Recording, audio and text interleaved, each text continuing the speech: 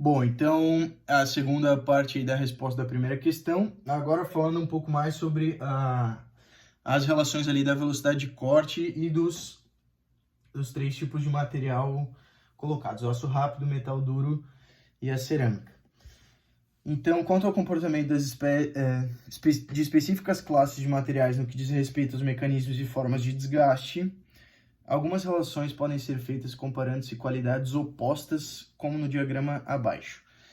O que eu quis dizer com esse opostos? Eu quis dizer que nenhum desses materiais ele vai ter propriedades perfeitas, assim como foi usado aquele gráfico na aula, que se houvesse um material perfeito, todos os nossos problemas de usinagem estavam resolvidos.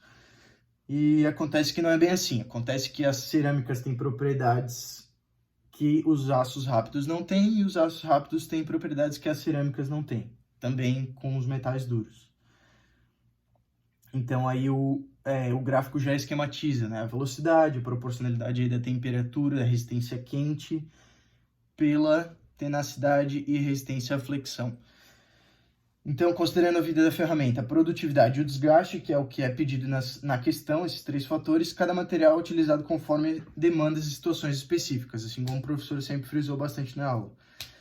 Então, caso seja utilizada uma velocidade de corte ideal, as ferramentas de corte seguem desgaste e vida útil previstos pela empresa, operador e engenheiro, que foi o que eu pensei, né?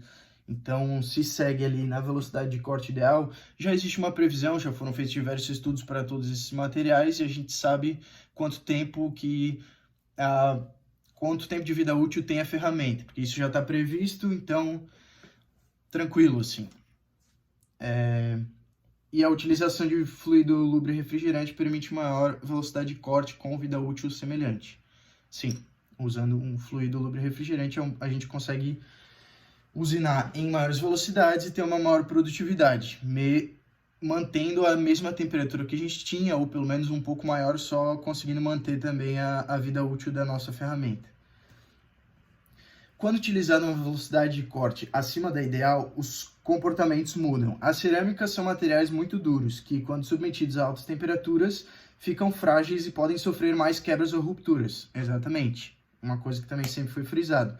Cerâmicas, materiais mais duros, eles, quando submetidos a temperaturas mais altas, eles ficam mais fragilizados, então eles podem sofrer esse tipo de ruptura. O que é diferente dos aços rápidos, que são materiais mais tenazes, então eles ficam mais suscetíveis a deformações plásticas.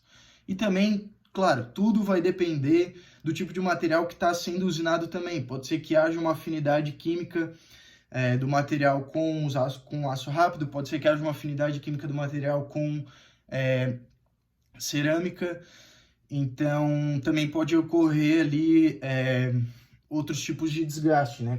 Como eu tinha mencionado antes, desgaste aí por difusão também pode acontecer, né? E os metais duros possuem variações, né? Vários grupos que combinam essas características aí, que eu acho que são os pontos mais críticos assim de cada ferramenta, né? As maiores diferenças são entre aquelas duas. E por fim, quando abaixo da velocidade de corte ideal, a vida útil da ferramenta também é diminuída. No caso do aço rápido, que dentre as três classes de materiais é o que usina em mais baixa velocidade, né? Entre os três mencionados na questão, pode ser mais comum a formação do gume postiço, gerando desgaste da ferramenta e acabamento ruim na peça, como eu já tinha mencionado antes ali, no caso da adesão, né? Que pode ser formada tanto com ou sem gume postiço, mas aqui o gume postiço eu quis usar de exemplo. E aí eu achei um outro exemplo também para baixas velocidades de corte. Eu fiz uma pesquisa e achei no site da Mitsubishi. Isso, os efeitos de condições de corte para torneamento, que também a velocidade de corte abaixo da ideal, ela tende a causar trepidações e vibrações. E isso gera impacto, né, na ferramenta de corte. E diminui a vida útil da ferramenta também, né? Além de, claro, também ter uma produtividade mais baixa. Então, acho que tudo isso aí responde à questão 1.